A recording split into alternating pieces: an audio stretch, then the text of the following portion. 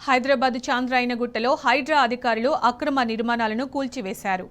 అక్బర్ నగర్లో అనధికారికంగా నిర్మించిన షాపులను భారీ బందోబస్తు మధ్య హైడ్రా అధికారులు తొలగించారు. ఈ కూల్చివేతలు ఉద్రిక్తతకు దారితీశాయి. కూల్చివేతలను అడ్డుకుంటూ స్థానికులు నిరసనకు దిగారు. జేసీబీ ముందు పడుకొని కూల్చివేతలను అడ్డుకునే ప్రయత్నం చేశారు. ఈ క్రమంలో పోలీసులకు స్థానికులకు మధ్య తోపులాట జరిగింది.